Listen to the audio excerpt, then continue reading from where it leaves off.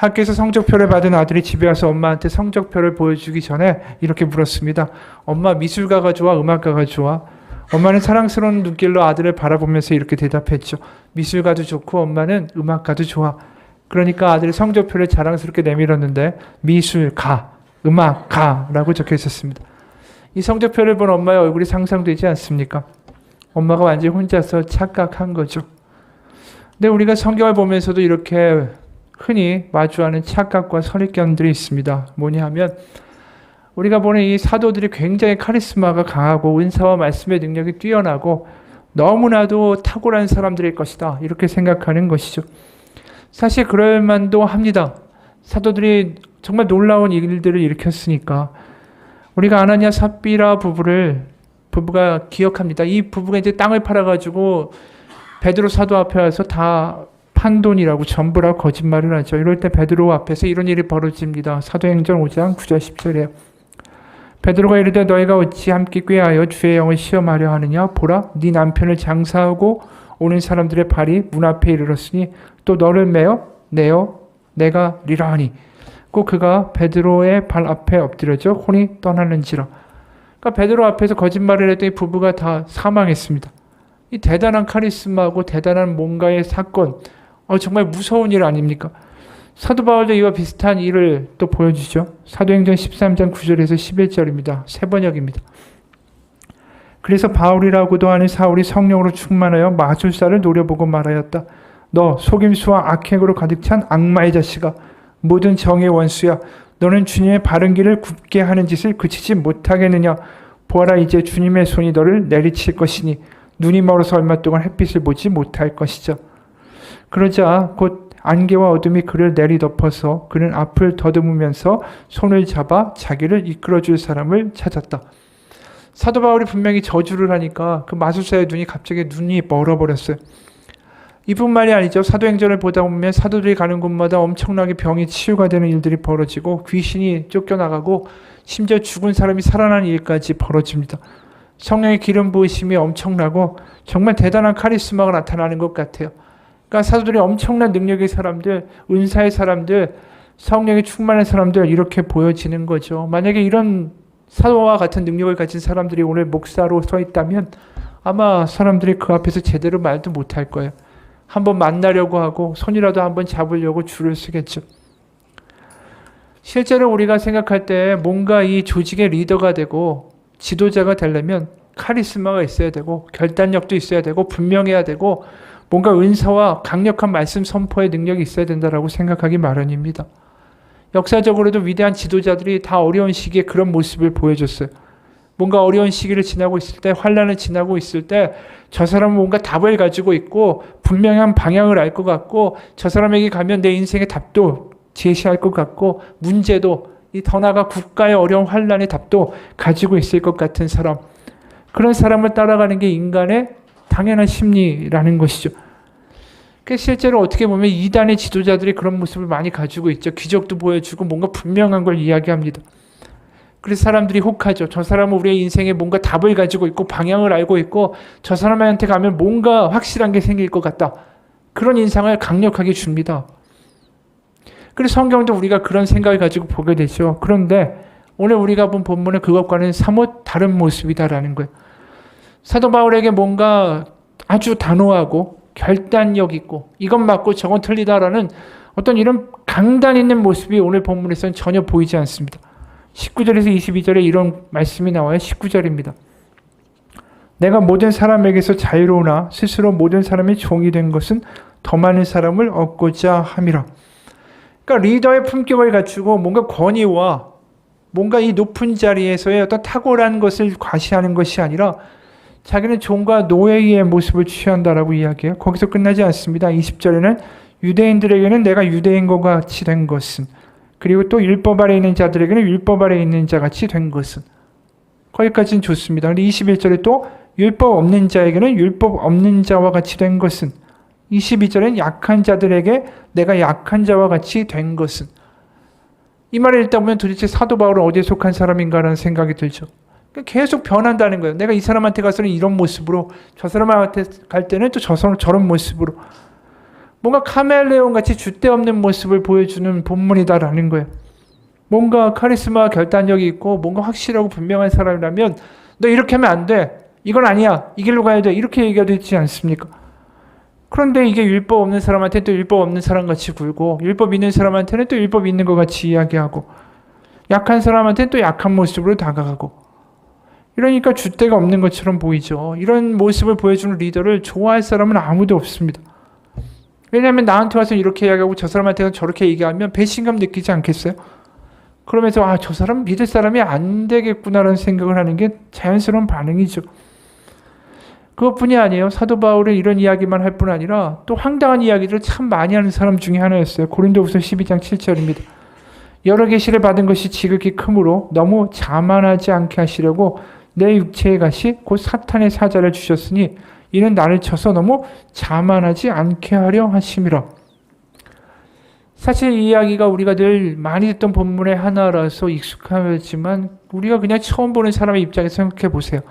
사도래요. 능력의 하나님의 사도입니다. 그런데 자신한테 사탄의 가시가 있대요. 사탄의 사자가 있대요. 아니 우리가 생각하면 사도 정도 되면 예수님의 이름으로 사탄의 사자 정도는 쫓을 수 있는 능력이 있어야 되는 거 아닙니까? 그런데 자기한테 사탄의 가시가 있고 사자가 있다. 이렇게 이야기하고 끝나요? 거기서 끝나지 않습니다. 자신이 얼마나 고생했는지 고생담을 줄줄 나열합니다. 고린도후서 11장 24절에서 27절이요. 유대인들에게 40에서 하나 감한매를 5번 맞았으며 3번 태장으로 맞고 1번 돌로 맞고 3번 파선하고 일주일을 깊은 바다에서 지냈으며 여러 번 여행하면서 강의 위험과 강도의 위험과 동족의 위험과 이방인의 위험과 신의 위험과 광야의 위험과 바다의 위험과 거짓 형제 중에 위험을 당하고 또 수고하고 애쓰며 여러 번 자지 못하고 줄이며 목마르고 여러 번 굶고 춥고 헐벗어노라. 이게 그렇게 자랑할 내용은 아니잖아요. 이런 이야기 하면은 우리가 나 저 사도 바울을 따라가겠습니다라는 이야기가 우리 입에서 나올 것 같습니까? 내가 먹고 사는 것도 힘들어 죽겠는데 저런 이야기를 또 하면은 더 부담되는 거죠. 심지어 디모데전서 1장 15절에는 이런 말도 해요. 나는 죄인 중에 내가 괴수라고. 여러분 만약에 이런 이야기를 하는 목사님이 오늘날 있다면 그 목사님을 기꺼이 따라가겠습니까? 아닐 것 같아요. 뭔가 이 나의 어렵고 힘든 삶에서 뭔가 나아갈 수 있는 방향타를 제시해주고 뭔가 능력 있고 확신 있고 외모나 말이나 언변이나 좀 탁월하고 복과 형통을 이야기하는 리더를 우리가 본능적으로 따라가는 게 정상 아닙니까? 근데 맨날 이런 고생했다라는 이야기만 늘어놓고 사탄의 사자가 자기에게 있다라고 이야기하고 그리고 뭔가 확신이 있는 게 아니라 줏대 없는 것 같아요. 율법 없는 사람 같다가 율법 있는 사람 같다가 약한 사람 같다가 종되는 것 같다가 이런 사람을 과연 리더로서 우리가 따라갈 수가 있겠는가? 그것뿐이 아니라 사도 바울의 외모와 말솜씨도 좀 모자랐다라고 말해요. 고린도후서 10장 7절에 너희는 외모만 보는도다 이렇게 이야기해요. 고린도 교회 교인들이 볼 때 사도 바울의 외모가 영 탐탁지가 않았다라는 거죠. 고린도후서 11장 6절에는 이런 말도 합니다. 내가 비록 말에는 부족하나 이 말도 못했다라는 거예요. 언변도. 그러니까 누가 봐서 이 사도 바울을 과연 우리가 정말 매력적이라고 느낄 수 있는 리더의 자질을 가지고 있는 사람일까? 와, 나 저 사람처럼 되고 싶어. 와, 저 사람 따라가고 싶어. 이런 말이 과연 나왔을까라는 거예요. 아니, 리더의 입장이라면 이런 이야기 안 하는 게 나은 거 아니에요? 좀 더 근사한 척하고 강한 척하고 능력 있는 척하고 담대한 척하고 뭔가 말도 잘하는 척하고 그렇게 좀 덮어야 되는 거 아닙니까? 근데 왜 거꾸로 가냐라는 거죠. 전에 한번 이야기했던 어느 목사님의 경험담이에요. 한 번은 15층 우리 집에서 엘리베이터를 기다리는데 누군가 밑에서 잡고 놔주지 않는지 도통 올라오지를 않는 겁니다. 기다리다가 은근히 화가 나서 그거 누군지 모르지만 버튼 누르고 있지 마세요라고 소리치고 싶었지만 꾹 참았죠. 그러니까 속에서 열불이 납니다. 잠시 후 엘리베이터가 올라오는데 안에 인기척이 나는 걸 봐서는 어떤 분이 버튼을 누르고 있다가 얼떨결에 따라온 것 같았습니다. 문이 열리게 내가 좀 화가 났다라는 것을 확실히 보여주려고 불편한 얼굴로 이러면서 엘리베이터를 타는데 범인인 듯한 아주머니가 깜짝 놀라면서 어머나 교회 가시나 봐요 라고 합니다.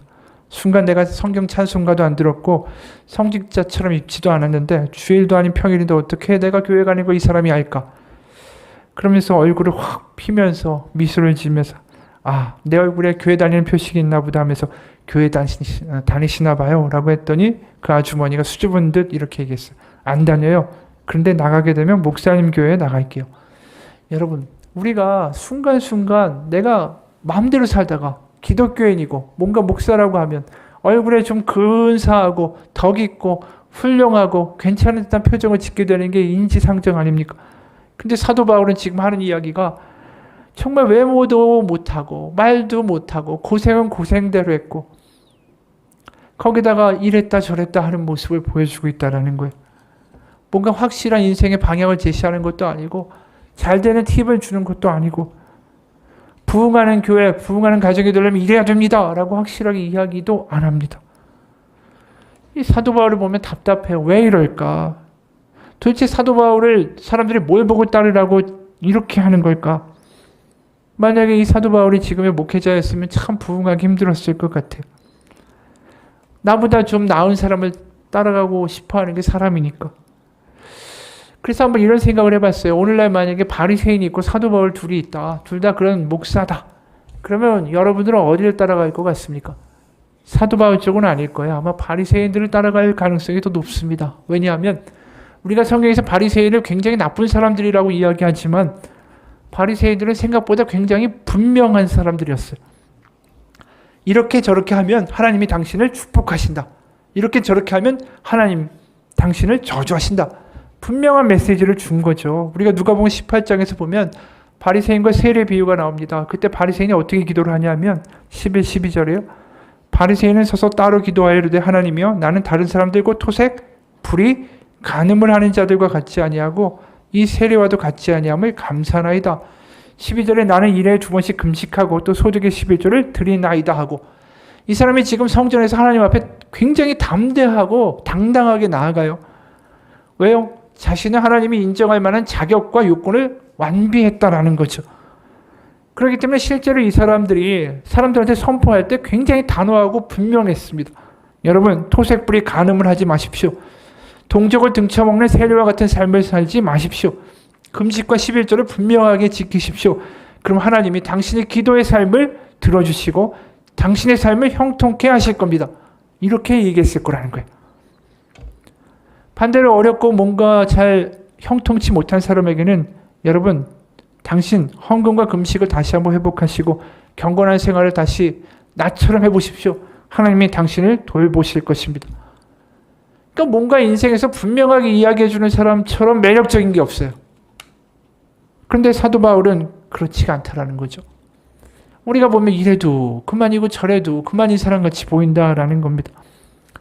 그러다 보니까 사도 바울이 목회하던 교회가 잘 됐을까요? 문제가 생기는 거예요. 뭐 때문에? 바리새인 같은 사람들이 들어오는 거예요. 거짓 교사라고 말하는 사람들인데 이 사람들은 예수님을 믿는 건 좋은데 율법도 분명하게 지켜야 된다. 이거 지키고 이렇게 해야 된다라고 구체적인 이야기를 하는 사람들이었어요. 그러면서 사도 바울은 외모나 말도 이 엉망이고 뭔가 분명한 거 너희들한테 이야기하지 않지 않느냐. 문제가 있다. 이런 이야기를 하니까 사람들이 끌려가는 거예요. 이 거짓 교사들이 분명하죠. 외모나 말도 정말 탁월하죠. 말씀 선포도 자신감 있게 하죠. 그러다 보니까 사도 바울이 개척한 교회가 분란이 생기기 시작합니다. 왜냐하면 약자한테는 약자의 모습으로요. 율법을 안 지키는 사람한테 율법 없는 사람처럼 다가가고 또 율법 지키는 사람한테 율법 지키는 사람처럼 가고 유대인한테 유대인처럼 가고 유대인 아닌 사람한테 유대인 아닌 것처럼 가니까 이게 이 사람한테는 오히려 큰 약점으로 작용한다라는 거죠.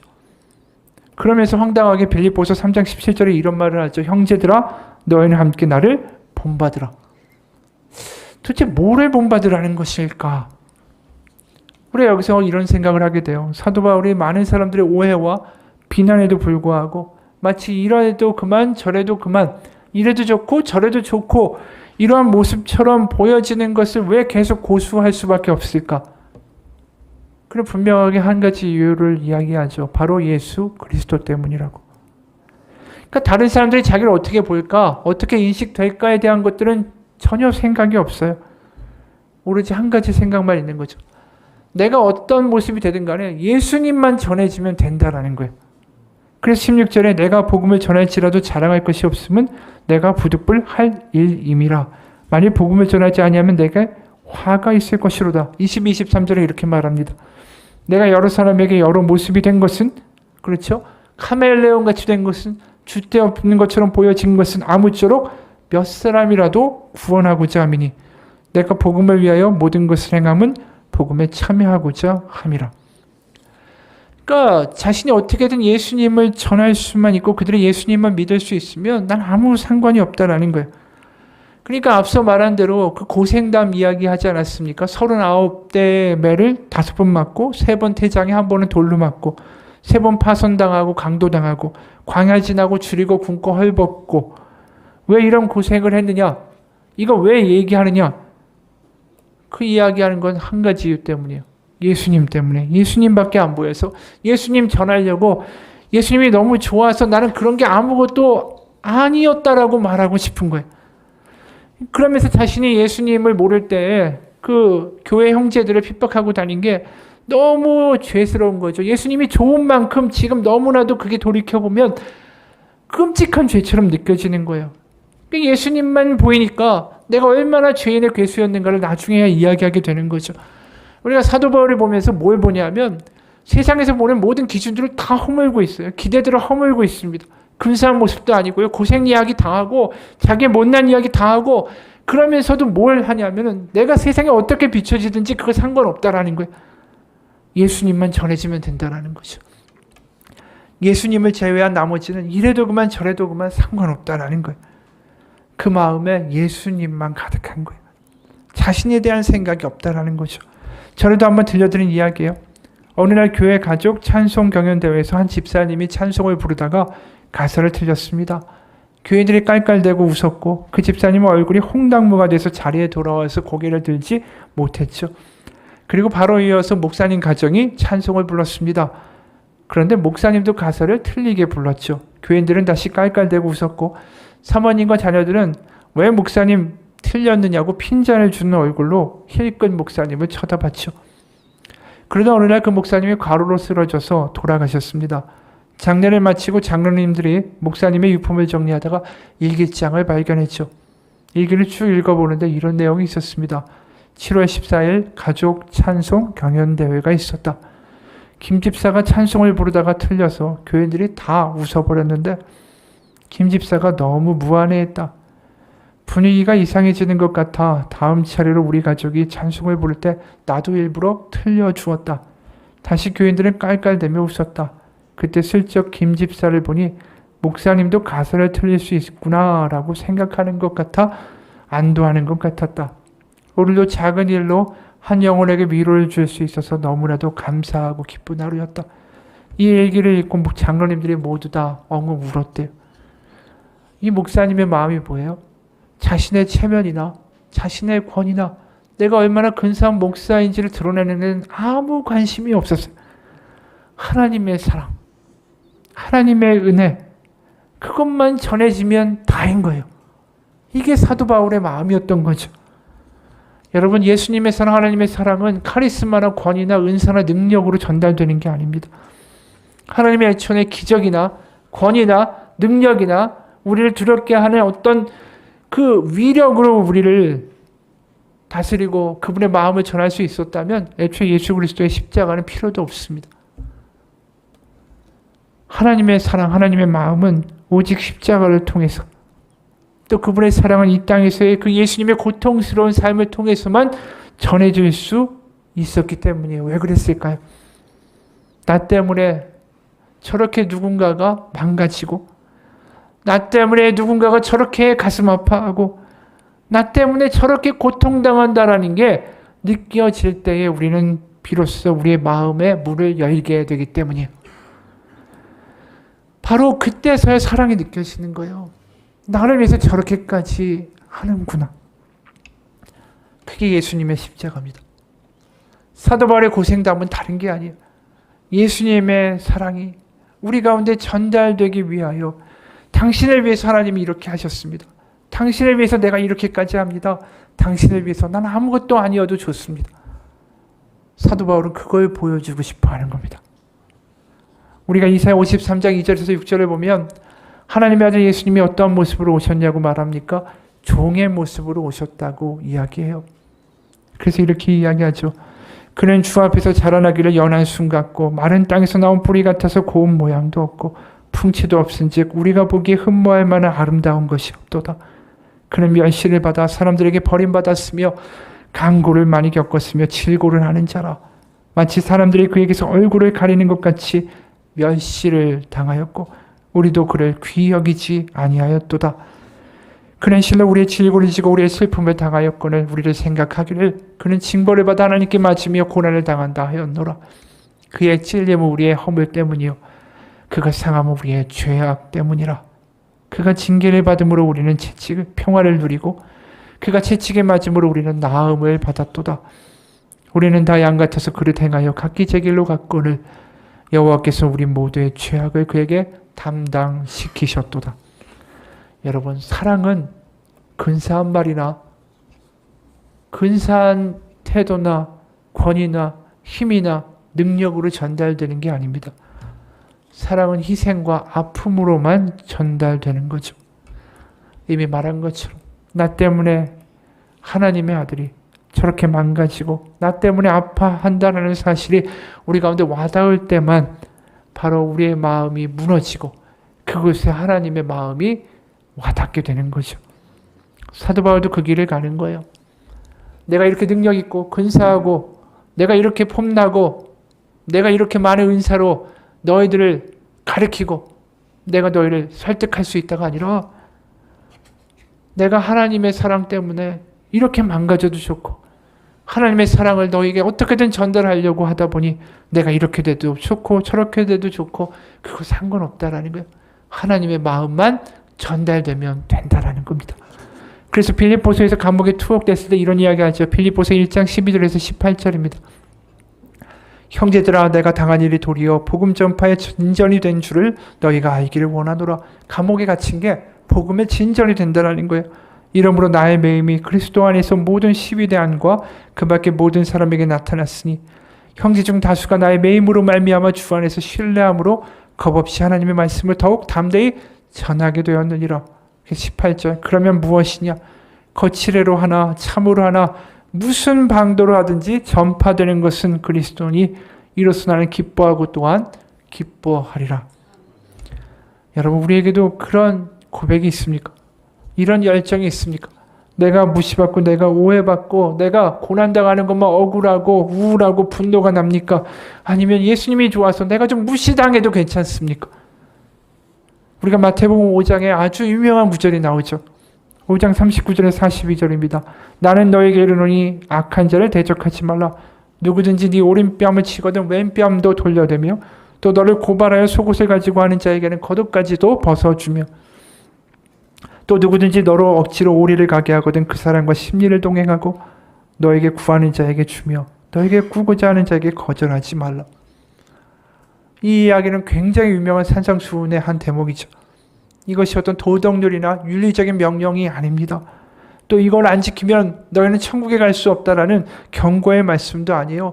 이 말씀을 가만히 보다 보면 결국 뭘 말씀하고 있냐면 당신은 하나님이 이렇게까지 좋습니까? 라고 묻는 거예요. 여러분 예수님이 좋아서 세상에서 호구가 될 수 있습니까? 예수님이 그 사랑이 너무나도 감격돼서 내가 이렇게 바보짓을 할 수 있습니까? 이 질문을 계속해서 우리 가운데 던지고 있다는 거죠. 여러분 그런데 우리는 이 질문에 대해서 전혀 생각하지 않고 살아요. 내가 정말 예수님이 좋아서 이렇게까지 할 수 있나? 내가 정말 예수님이 그렇게 좋은가? 예수님 때문에 나 정말 손해볼 수 있어. 예수님이 너무나도 난 좋아. 이런 생각이나 이런 마음이나 이런 다짐을 한 번이라도 해보신 적이 있어요? 그렇지 않아요. 세상 살아가면서 그냥 느껴지고 보여지는 대로 그렇게 살다가 인생을 끝내는 경우가 너무나도 많다라는 거죠. 한 이야기를 소개합니다. 어느 마을에 쌍둥이 형제가 사이좋게 살고 있었어요. 나이가 들면서 형제랑 함께 가게를 열었죠. 그래서 이윤을 반반 나눠 가졌대요. 그러다 어느 날 가게 금고에서 10달러가 사라졌습니다. 형이 10달러를 금고에다가 넣고서 분명히 외출했는데 돌아와 보니까 10달러가 없는 거예요. 형이 동생에게 물었습니다. 금고에 있는 돈 봤어? 못 봤어? 방금 넣어놨는데. 그러다 동생이 답합니다. 몰라 나 못 봤어. 없어진 돈은 고작 10달러였는데 형은 마음의 한 구석이 찜찜해지기 시작한 거예요. 틀림없이 동생이 그 돈을 가져갔을 거라고 의심해서 동생을 추궁하기 시작합니다. 돈에 발이 달린 것도 아니고 어디로 갔겠어? 정말 네가 안 가져갔어? 형이 목소리를 높여가면서 동생한테 꼬치꼬치 깨물었고 그 일로 인해서 형제 사이가 틀어지기 시작했습니다. 마침내 각자 따로 가게를 운영하게 됐죠. 가게 중간에 벽을 세워서 두 개로 나눴습니다. 그대로 몇 년이 흘렀습니다. 형제 간의 감정은 점점 골이 깊어갔고 집안 분위기도 나빠졌습니다. 여러 해가 지난 어느 날 어떤 남자가 좋은 자동차를 몰고 형의 가게로 들어왔습니다. 가게에 들어와서 형한테 물었어요. 여기서 얼마나 일하셨죠? 형이 대답했습니다. 제가 이 가게의 주인입니다. 이 가게가 생긴 이후에 줄곧 여기서 일했죠. 그래도 남자가 이렇게 말했습니다. 실은 제가 드릴 말씀이 있어서 왔습니다. 20년 전에 저는 딱히 하는 일도 없이 여기저기 떠도는 불황자였는데 어찌어찌 하다가 이 가게에 들어오게 됐죠. 며칠 동안 밥 한 끼 먹지도 못한 상태였어요. 그날 제가 이 가게에서 $10를 훔쳐갔습니다. 시간이 많이 지났지만 그날 저지른 일을 한 번도 잊어본 적이 없어요. 큰 액수는 아니지만 양심의 가책을 느껴서 직접 찾아뵙고 그날 일을 사과하고 싶었습니다. 이 남자의 말을 듣고 형이 굉장히 당황했죠. 그리고 형을 울먹이는 목소리로 그 남자에게 이렇게 말했습니다. 죄송하지만 옆 가게에 가서 방금 하신 말씀을 한 번 더 해주시겠습니까? 남자는 옆 가게에 가서 자기가 저질렀던 이야기를 한 번 더 들려주었습니다. 그리고 두 형제는 만나서 서로의 목을 껴안고 지난날 서로 원망하고 산 것을 생각하면서 엉엉 울었다라는 거예요. 여러분, 이게 두 형제만의 이야기가 아닙니다. 우리가 이렇게 살아요. 몇 푼 안 되는 그거 가지고도 감정 싸움하고요. 별것도 아닌 것 때문에 형제들끼리 척을 지고요. 이웃끼리 화를 내고 죽을 듯이 원수처럼 살아갑니다. 뭐 때문에 이렇게 살아갈까요? 그걸 보면서 사도 바울은 뭐라고 이야기할까요?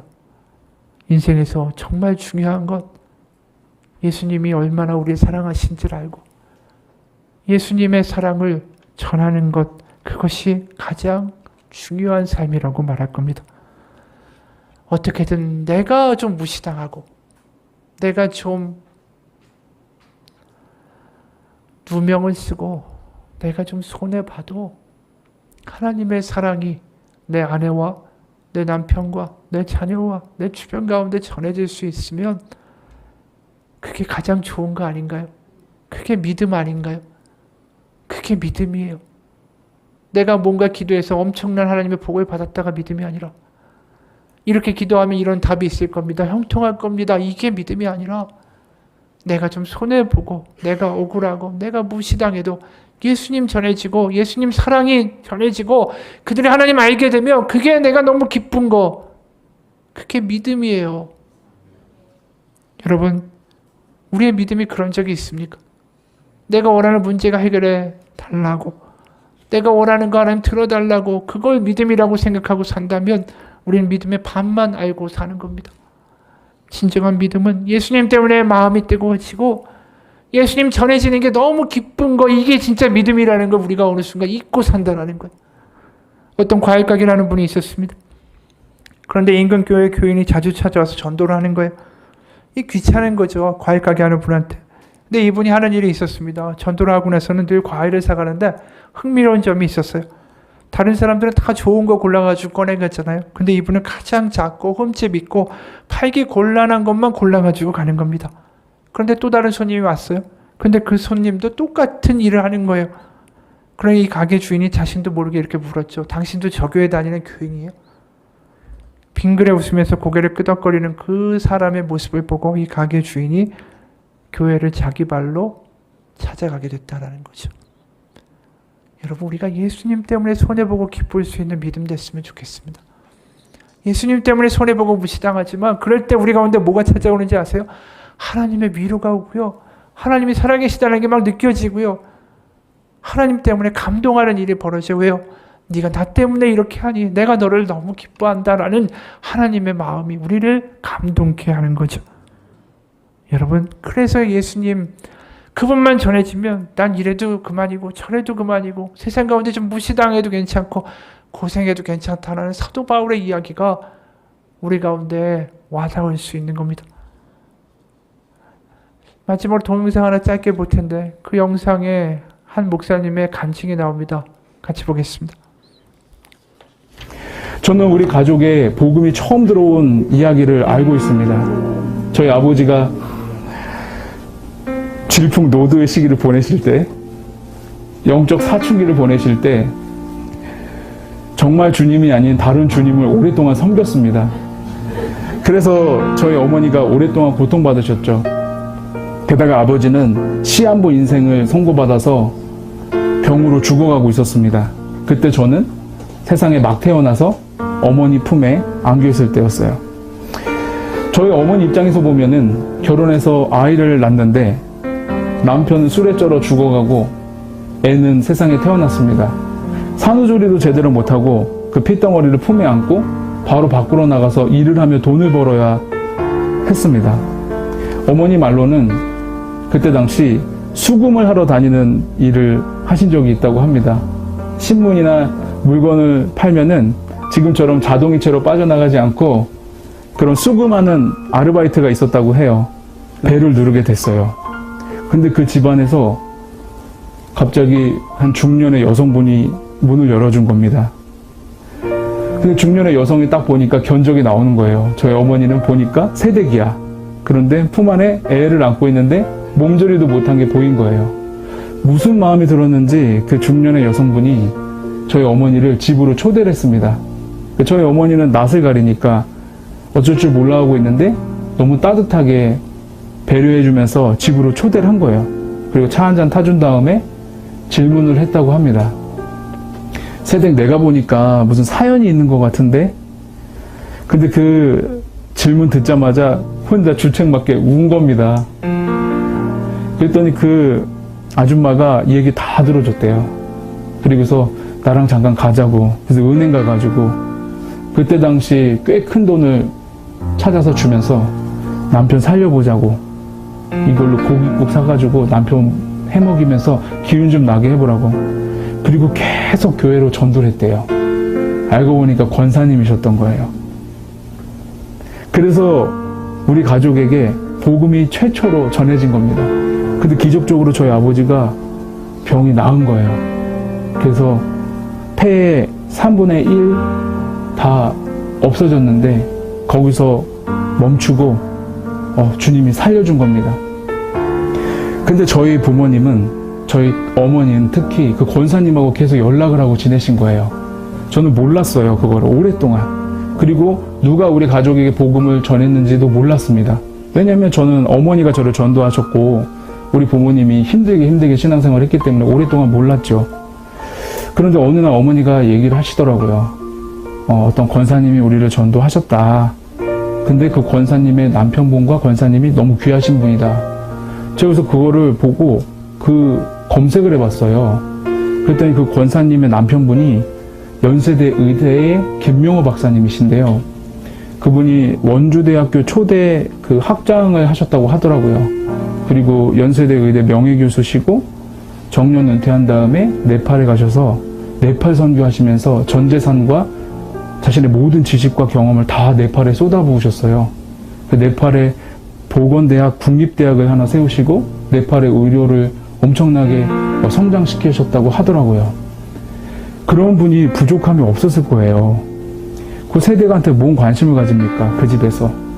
근데 그 가운데 복음을 전해주셨어요. 근데 어느 날 제가 이제 미국을 다 이제 갈 준비를 하고 이제 출국이 얼마 안 남았는데 어머니가 어렵게 운을 떼시더라고요. 권사님이 위독하셨다.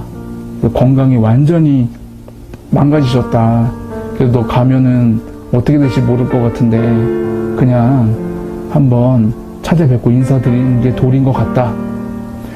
생각해보니까 그래요.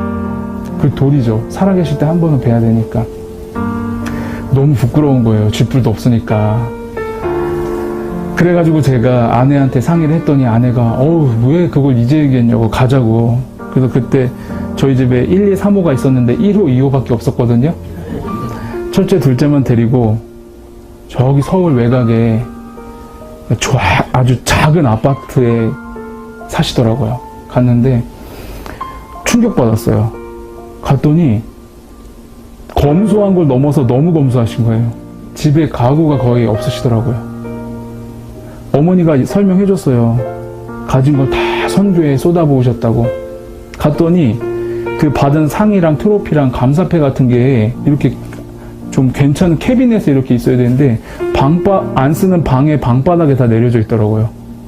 그래서 무슨 이렇게 수집한 것도 아닌데 그냥 이렇게 약간 그냥 갖다 놓은 느낌이 들더라고요. 그것에 대해서 자부심이나 어떤 이제 만족감을 표현했다기보다는 그냥 있으니까 어떻게 처리를 할 수가 없으니까 거기다 그냥 쌓아놓은 것 같은 느낌이 들었어요. 연로하시죠. 권사님 기운도 없으시고. 가서 제가 인사를 드렸는데 다른 건 다 땅바닥에 있어요. 감사패, 트로피 이런 거 다 땅바닥에 있는데 제가 온다고 하니까, 우리 가족이 온다고 하니까 그 이제 박사님이랑 권사님이 흑백 사진 한 장을 딱 품에 이렇게 갖고 있더라고요. 너무 순수하게. 갔더니 다른 거는 일절 얘기 안 해주고 이 사진 좀 보라고. 봤더니 뭐냐면은 흑백 사진인데 천막교회를 개척하는 그 사진이에요. 나 예수님 때문에 여태까지 살았다고. 예수님 때문에 살았다고. 근데 저랑 아내랑 갑자기 말할 수 없는 감격에 빠진 거예요. 세상에, 어머 세상에 어떻게 이럴 수가 있지? 그래서 제가 용기 내서 민망함을 깨고 고백을 했어요. 박사님, 권사님, 인사 늦었습니다. 더 늦기 전에 오고 싶었습니다. 그때 저희 어머니 품 안에 안겨있던 핏덩어리가 접니다. 복음 전해주셔서 감사합니다. 덕분에 우리 가족이 다 예수 믿었습니다. 제 아이들 덕분에 하나님의 자녀를 잘 키우고 있습니다. 부족하지만 복음 전하며 일생 바치겠습니다. 면목이 없어서 늦었습니다. 그냥 있는 모습 그대로 봐주셨으면 감사하겠습니다. 했더니 두 분이 말없이 눈물이 그렁그렁 하시더라고요. 제가 물어봤어요. 어떻게 저희 어머니에게 복음을 전해줄 생각하셨냐? 어떻게 이런 정말 하찮은 우리에게 이렇게 사랑을 베풀 생각을 하셨냐? 그랬더니 권사님이 편찮으셨다가 극적으로 일어나셔서 목소리 기운이 하나도 없어요. 근데 어렵게 힘없게 말을 하시더라고요. 아니, 몰랐지. 나는 그냥 예수님이 너무 좋았어. 몰랐지. 나는 이렇게 될지 몰랐지. 그냥 예수님이 너무너무 좋았어. 이렇게 얘기를 하시는 거예요. 근데 제가 눈물을 참을 수가 없어가지고 막 어떻게 해야 될지 모르겠더라고요. 한참 있다가 제 아내하고 이제 아이들하고 이제 그 집을 나왔는데 제가 아내 손을 꼭 잡고 말했어요. 여보, 저 모습이 우리의 미래가 될 수 있었으면 어떨까? 제 아내도 말을 못 잇더라고요. 먹먹해서. 고개만 끄덕끄덕 하더라고요. 저는 그래서 정말 제 인생에 말할 수 없는 귀한 깨달음을 얻는 시간이었던 거죠.